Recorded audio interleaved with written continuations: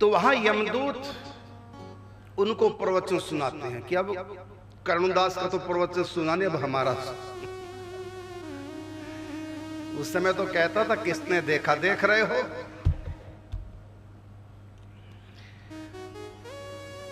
यमदूत मुदगरों से पीट करके कहते हैं, यहां खाया हुआ काम नहीं आता।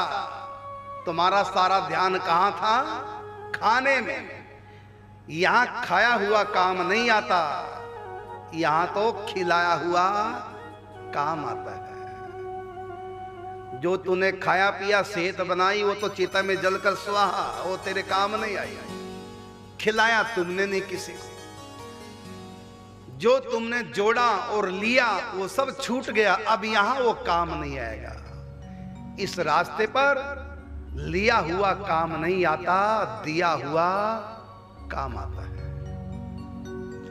यहां ओढ़ा हुआ काम नहीं आता, ओढ़ाया हुआ काम आता है। और शरीर से भी व्यक्ति नंगा होता है, वस्त्र भी नहीं होते उसके शरीर में। तो कहा, तुम जानते हो कि राहगीरों का बल पाथे के वश में होता है, अर्थात जो उनकी जेब में है राह में वही काम आता है, बाकी जो घर में है वो नहीं काम आता। तुमने घर में खूब जोड़ा, लेकिन अपने लिए राह खर्च तुमने जोड़ा ही नहीं। खूब कमाया जग में हमने, क्या हीरे क्या मोती, लेकिन दुनिया वालों सुन लो, कफन में जेब नहीं होती। सज धज के जिस दिन मौत की शहजादी आएगी, ना सोना काम आएगा ना चांदी आएगी।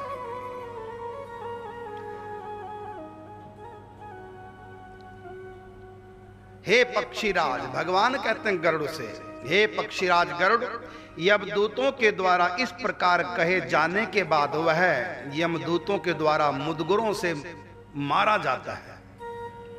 तत्पश्चात स्नेहवश अथवा कृपा करके भूलोक में पुत्रों के हाथों से दिए गए मासिक पिंडदान वह खाता है। उनके बच्चों ने जो मासिक पिंडदान किया, पूरा महीना हो गया, प्रथम तिथि आई तो श्राद्ध तर्पण और पिंडदान किया, वो उसको वहां जाकर मिलता है। उसको खाता है, खा करके तृप्त हो जाता है। इसके बाद वहां से वह चलता है, फिर रास्ते में दूसरा नगर आता है, उसका नाम है सौरीपुर। उस नगर में काल रूपधारी जंगम नाम का राजा है। उसको देखकर प्रेत भयभीत हो जाता है। वो मरा हुआ व्यक्ति जो गए है, उसकी संज्ञा प्रेत हो जाती है। वो प्रेत उस व्यक्ति को देख करके, राजा को देख करके डर जाता है और विश्राम करना चाहता है। त्रैपाक्षिक श्राद्ध में दिए गए अन्न और जल का वह उसी नगर में उपभोग करता है। जो भी तर्पण पिंडदान उनके घर वालों ने किया, वो वहां पर पहुंच जाता है। चाहे हिंदू पापी भी क्यों ना हो, कम से कम उसको पिंडदान तो मिल जाता है। जो हिंदू नहीं, उनका क्या होता है? वो तो श्राद्ध को मानते ही नहीं, मरेंगे भूखे। यही दंड है सनातन धर्म से दूर होने का।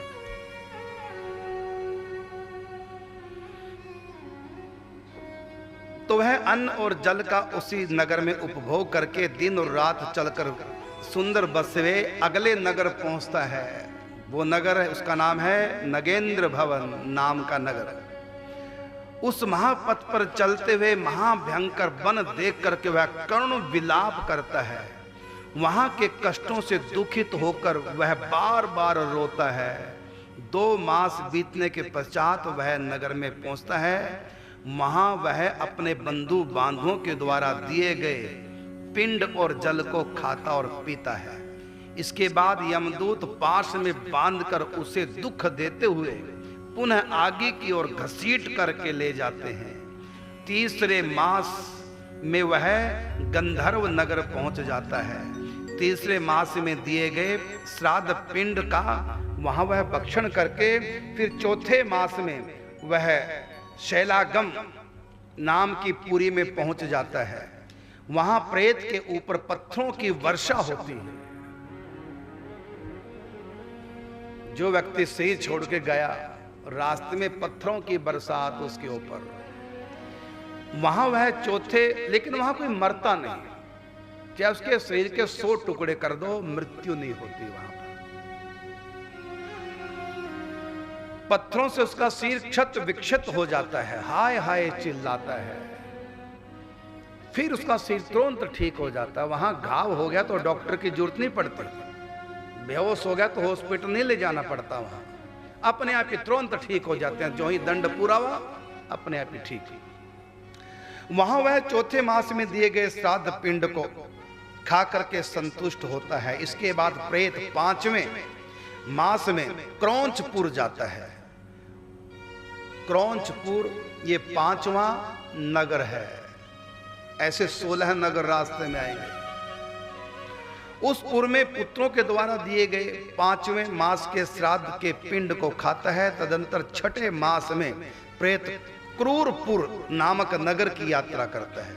उस पुर में 6ठे मास में पुत्रों द्वारा दिए गए श्राद्ध पिंड को खाकर उसकी संतृप्ति होती है, किंतु आधे मुहूर्त भर विश्राम करने के बाद उसका हृदय पुनः दुख से कांपने लगता है। यमदूतों से तर्जित होकर, मतलब मार खाकर यमदूतों की, वह प्रेत उस पुर को लांग करके विचित्र भवन की ओर प्रस्थान करता है, जहां का राजा विचित्र है। यमराज का छोटा भाई सौरी ही यहाँ की राज्य पर शासन करता है। हे पक्षीराज, 5वां मास और 15 दिन पर श्राद्ध होता है, अतः यमदूतों के द्वारा संत्रस्त वह प्रेत उसी विचित्र भवन में श्राद्ध पिंड का उपभोग करता है। मार्ग में बार बार उसको खूब पीड़ा पहुंचाई जाती है, अतः यमदूतों के द्वारा वह मार्ग में रोके जाने पर वह मार्ग में विलाप करता है कि क्या कोई पुत्र या बांधव है जो मेरे मरने पर शोक सागर में गिरते हुए मुझे सुखी नहीं कर रहा है।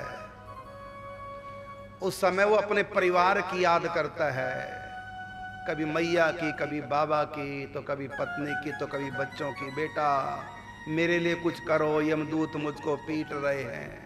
लेकिन उनकी चित्कार यमदूत तो सुनते हैं, लेकिन उनके घर वाले सुनते नहीं। और घर वाले क्या कर रहे हैं? मोबाइल हाथ में लिए टक टक टक कर रहे हैं। मोबाइल देख रहे हैं, रील देख रहे हैं घर वाले, और वो हाय हाय बेटा मेरे लिए कुछ करो। और घर वाले उन तक उसकी चित्कार नहीं पहुंच रही है। उनकी संपत्ति पर ऐश करने वाले घर वाले उन तक चित्कार नहीं जा रही। वो टीवी का रिमोट हाथ में लेकर मनपसंद चैनल ढूंढ रहे हैं, और बाप उनका रो रहा है, बेटा बचाओ मेरे लिए कुछ करो। अब पता चल रहा है कि कोई किसी का नहीं। देख लिया दुनिया का सारा नजारा, और ना हम किसी के ना कोई हमारा।